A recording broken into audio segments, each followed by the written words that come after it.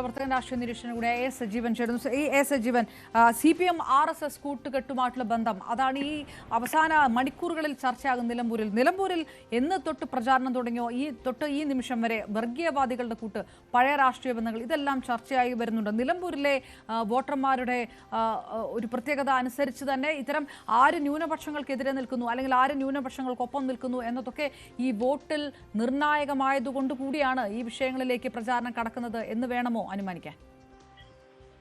തീർച്ചയായിട്ടും നിലമ്പൂരിൽ ഇപ്പോ മറ്റ് രാഷ്ട്രീയ പ്രശ്നങ്ങളല്ല, ജനങ്ങളെ ബാധിക്കുന്ന പ്രധാനപ്പെട്ട പ്രശ്നങ്ങളല്ല, സാമുദായിക പ്രശ്നങ്ങളും മറ്റു വർഗീയ സംഘടനകളുമായിട്ട് യോജിക്കുന്നു തുടങ്ങിയിട്ടുള്ള പ്രശ്നങ്ങളും ഒക്കെയാണ് രാഷ്ട്രീയ വിഷയമായിട്ട് വരുന്നത്. തെരഞ്ഞെടുപ്പിൽ വോട്ട് നേടാൻ വേണ്ടിയിട്ട് ഒരു മുന്നണി മാത്രമല്ല, രണ്ട് മുന്നണികളും ഒരേപോലെ ആവർത്തിക്കുന്നത് ഇതേ കാര്യമാണ്. അതിന്റെ ഭാഗമാണ് RSSുമായി CPM കൂടി എന്ന ഇപ്പോഴത്തെ വിവാദം. അത് ഈ സംഭവം ശരി കൂടിയാണെന്നുള്ള കാര്യം സംശയമില്ല. കാരണം ആ അടിയന്തരാവസ്ഥ കാലത്ത് കോൺഗ്രസിനെ അന്നത്തെ കാലത്ത് നമുക്കറിയാം, ഇന്ദിരാഗാന്ധിയുടെ ഏകാധിപത്യത്തിനെതിരെ എല്ലാ ആളുകളും, ജയപ്രകാശ് നാരായണന്റെ കീഴിൽ എല്ലാ ആളുകളും ഒരുമിച്ച് ചേർന്നത്, എല്ലാ പാർട്ടികളും ഒരുമിച്ച് ചേർന്നത് ഇന്ദിരാഗാന്ധിയെ താഴെയിറക്കുക, ഏകാധിപത്യത്തെ നശിപ്പിക്കുക എന്ന് പറയുന്ന രീതിയിലേക്ക് എല്ലാവരുടെയും യോജിപ്പുണ്ടായിരുന്നു.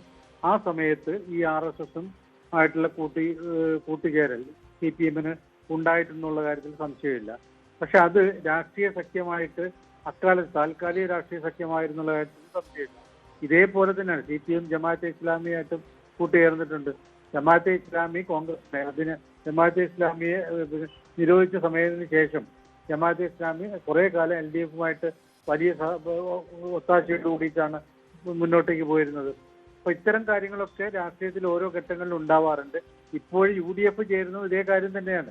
UDFിനോട് അവർ യോജിച്ച് നിൽക്കുന്നത്, അവരെ വളരെ വർഗീയ ശക്തിയായിട്ട് തുടർച്ചയായിട്ട് CPM അധിക്ഷേപിക്കുമ്പോൾ സ്വാഭാവികമായിട്ട് അവർക്ക് പിന്തുണ കൊടുക്കാൻ പറ്റിയ UDFിനോടാണ്. അപ്പൊ ഇത്തരത്തിലുള്ള സംഘടനകൾ, നിരോധിക്കപ്പെടാത്ത സംഘടനകൾ, ഇപ്പോഴും നിലവിലുള്ള രാഷ്ട്രീയ പാർട്ടികൾ ഒക്കെ പിന്തുണ കൊടുക്കുമ്പോൾ അതിനെ നമ്മൾ പ്രത്യേക സാഹചര്യങ്ങളായിട്ടാണ് കാണേണ്ടത്.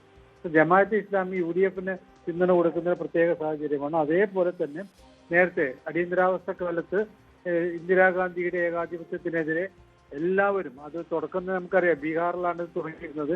അത് ജയപ്രകാശ് നാരായണനോടൊപ്പം ആദ്യമായിട്ടുണ്ടായിരുന്നത് ABVP എന്ന വിദ്യാർത്ഥി സംഘടനയായിരുന്നു.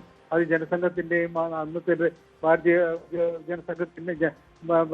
ജനതാ പാർട്ടിയുടെ ഒക്കെ, ഭാരതീയ ജനതാ പാർട്ടിയല്ല, ജനസംഘത്തിന്റെ ഒക്കെ സ്വാഭാവികമായിട്ടുള്ള ഒരു വിദ്യാർത്ഥി സംഘടനയായിരുന്നു. അപ്പൊ അവരുടെ പിന്തുണ കൂടി അക്കാലത്ത് ഉണ്ടായത് കൊണ്ടാണ് ആ പ്രക്ഷോഭം ശക്തമായിട്ട് വന്നിട്ടുള്ളത്. അത് അന്നത്തെ കാലത്ത് അനിവാര്യമായ ഒന്നായിരുന്നു. അടിയന്തരാവസ്ഥയുടെ ഭീകരതയെ നമുക്കറിയാം. അത് ആ കൂടിയോജിച്ചേരൽ എന്ന് പറയുന്നത് മറ്റെന്തെങ്കിലും ദുഷ്ടലാക്കോടുകൂടി കൂട്ടിച്ചേരലല്ല, ഒരു പ്രത്യേക സാഹചര്യത്തിലുള്ള കൂട്ടിച്ചേരലാണ്. ഇപ്പോഴത്തെ ഇതിൽ ജമാഅത്തെ ഇസ്ലാമി UDFിനോട് ചേർന്നതിനെയും നമ്മൾ തെറ്റായി കാണേണ്ടതില്ല. കാരണം ജമാഅത്തെ ഇസ്ലാമി വോട്ട് ചെയ്യുന്നു, അവർ ഞങ്ങൾ UDFിന് വോട്ട് ചെയ്യുന്നു എന്ന് മാത്രമേ പറഞ്ഞിട്ടുള്ളൂ. ഇത് പക്ഷേ പരസ്പരം ഈ ആരോപണ പ്രത്യാരോപണമായിട്ട് കൊണ്ടുപോകുന്നതിന് കാരണം അത് വർഗീയമായിട്ട് ചിത്രീകരിച്ച് ജനങ്ങളുടെ മനസ്സിൽ എന്തെങ്കിലും വർഗീയ വികാരം ഉണ്ടാക്കിയെടുത്തിട്ട് വോട്ടാക്കി മാറ്റാനാണ്. അത് രണ്ട് വിഭാഗവും UDFും LDFും ഒരേപോലെ തന്നെ നിലമ്പൂരിൽ പയറ്റിക്കൊണ്ടിരിക്കുന്നുണ്ടെന്നുള്ള കാര്യത്തിൽ സംശയമില്ല. ശ്രീ എ സജീവൻ, പാലക്കാട് ഈ രീതിയിലുള്ള ആരോപണം വരുന്നു. പാലക്കാട് UDFിന്റെ ജയത്തിന് ശേഷം ഈ ആരോപണം ആവർത്തിക്കുകയും ചെയ്തിട്ടുണ്ട് കോൺഗ്രസ് നേതാക്കൾ. ഇനിയിപ്പോൾ ഏത് തരത്തിലുള്ള റിസൾട്ടാണ് നിലമ്പൂരിൽ നിന്ന് വരുന്നതെങ്കിലും അത് ബന്ധപ്പെട്ട് നിൽക്കുന്നത് അടുത്ത തദ്ദേശ തെരഞ്ഞെടുപ്പ് പ്ലസ് അടുത്ത തെരഞ്ഞെടുപ്പും അസംബ്ലി തെരഞ്ഞെടുപ്പുമായി ബന്ധപ്പെട്ട് ഈ ആരോപണങ്ങൾക്ക് വീണ്ടും ശക്തി വരാനുള്ള സാധ്യതയുണ്ടോ? ഏത് തരത്തിലായിരിക്കും ഇത് കേരള രാഷ്ട്രീയത്തിൽ ഇനിയും ഉയർന്നു നിൽക്കുക? അതോ നിലമ്പൂർ വോട്ടെടുപ്പോടുകൂടി ഈ വിവാദം തീരുമോ? നിലമ്പൂർ വോട്ടെടുപ്പോട് കൂടിയിട്ട് ഈ ആരോപണങ്ങളും ഈ വിവാദവും തീരണമെന്നില്ല. കാരണം ഇതൊരു വിവാദ പ്രശ്നമായിട്ട് ഉയർത്തിക്കൊണ്ടുവരിക എന്ന് പറയുന്നത് രാഷ്ട്രീയ താല്പര്യമുള്ള ആളുകളുടെ ലക്ഷ്യമാണ്. വോട്ട് നേടാൻ വേണ്ടിയിട്ട് അവർ കളിക്കുന്ന കളികളുടെ ഭാഗമാണ്. സത്യത്തിൽ നമുക്കറിയാം, പാലക്കാട് തെരഞ്ഞെടുപ്പ് സമയത്ത് സ്വാഭാവികമായിട്ടും ജമാഅത്തെ ഇസ്ലാമി ആദ്യമേ പ്രഖ്യാപിച്ച് ഞങ്ങൾ UDFിനൊപ്പമാണ്, അവർക്ക് വോട്ട് കൊടുക്കുന്നുള്ള കാര്യം. ഇത് വോട്ട് ചെയ്യുന്നത് ഒരു പ്രസ്ഥാനമല്ല എന്നുള്ള കാര്യം നമുക്ക് എല്ലാവർക്കും അറിയാം. വ്യക്തികളാണ്. ജമാഅത്തെ ഇസ്ലാമിയെ പിന്തുണയ്ക്കുന്ന, അതിന്റെ ആദർശങ്ങളിൽ വിശ്വസിക്കുന്ന ആളുകൾ അവരുടെ വ്യക്തിപരമായ രീതിയിൽ വോട്ട് ചെയ്യുന്നു.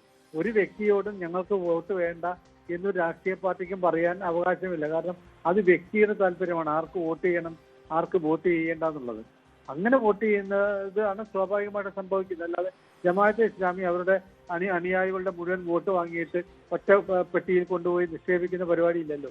അപ്പോൾ അത് ഒരു സ്വാഭാവിക പ്രക്രിയയാണെന്നുള്ള കാര്യം അറിഞ്ഞിട്ടും നമ്മൾ ഇതിനെ രാഷ്ട്രീയ വിവാദമാക്കുന്നത് മറ്റെവിടെ നിന്നെങ്കിലുമൊക്കെ വോട്ട് കിട്ടാൻ വേണ്ടിയിട്ട്. ഇപ്പൊ നമുക്കറിയാം ജമാഅത്തെ ഇസ്ലാമിക്കെതിരെ LDF ഇത്രയും ശക്തമായിട്ട് നിലമ്പൂരിൽ പറയുന്നുണ്ടെങ്കിൽ അതിന് കാരണം സുന്നികളുടെ വോട്ട് കിട്ടുക എന്നുള്ളതാണ്.